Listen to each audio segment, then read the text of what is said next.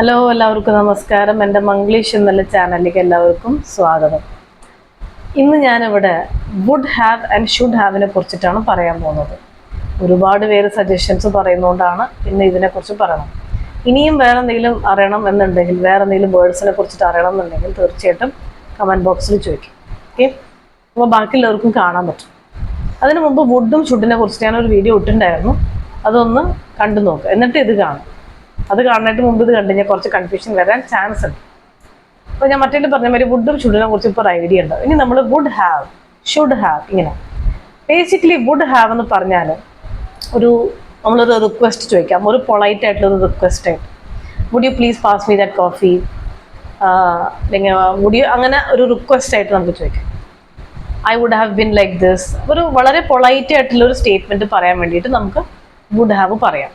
അല്ലെങ്കിൽ നമ്മൾ പ്രസൻറ്റോ ഫ്യൂച്ചറിനെ കുറിച്ചിട്ടോ ഒരു ബിലീഫ്, നമ്മുടെ ഒരു വിശ്വാസം. I would have done my exams very well, I would have ordered this food, ഇങ്ങനെ നമ്മൾ പറയില്ലേ. John would have gone there.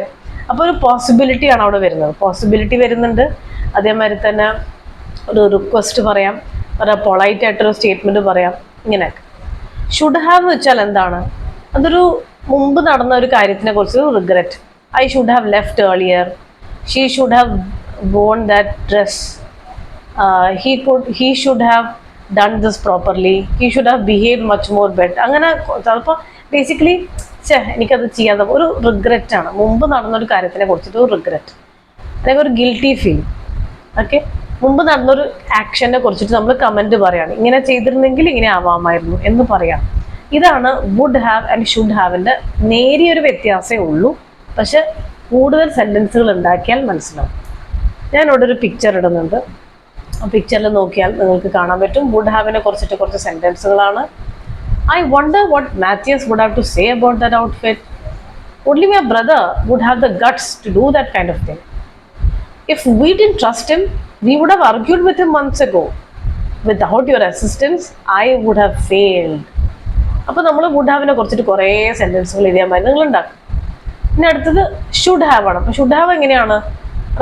നമ്മൾ ഈ സെൻറ്റൻസിൽ കാണുന്ന മാതിരി റെക്കമെൻഡേഷൻ, അല്ലെങ്കിൽ ഒരു റിഗ്രറ്റ്, അല്ലെങ്കിൽ മുമ്പ് നടന്ന ഒരു കാര്യത്തിനെ കുറിച്ചിട്ട് ചിലപ്പോൾ നമുക്കൊരു റിഗ്രറ്റ് ഒക്കെ തോന്നും. അങ്ങനെ I should have left earlier, you should have replied to his letter, they should have breakfast together, you should have listen to the teacher, again ageing has a wonderful beauty and we should have respect for that. ഇങ്ങനെയുള്ള കുറേ കാര്യങ്ങളാണ്.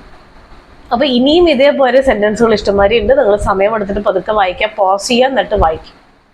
അപ്പോൾ English എന്ന് പറഞ്ഞാൽ ഒരു mathematics പോലെയാണ്. നമ്മളത് workout ചെയ്തുകൊണ്ടേയിരിക്കണം.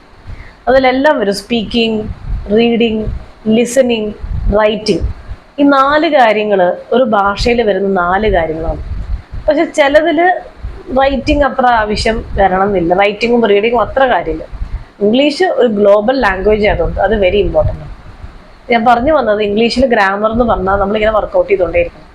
അപ്പോൾ അതിന് വേണ്ടി നിങ്ങളൊരു ബുക്ക് മാറ്റി വയ്ക്കുക. എന്നിട്ട് ആ ബുക്കിൽ പല കളർ ഉപയോഗിക്കുക, സ്കെയിൽ ഉപയോഗിക്കുക, ഡെക്കറേഷൻസ് ഉപയോഗിക്കുക. അപ്പോൾ നിങ്ങൾക്ക് തനിയൊരു ഇൻട്രസ്റ്റ് വരും. അല്ലാന്നുണ്ടെങ്കിൽ എന്നും ഡെയിലി ഒരു ബോറിംഗ് ആയി മാറും, നിങ്ങൾക്ക് തന്നെ മടുപ്പ് തോന്നും. So make it more fun and interesting.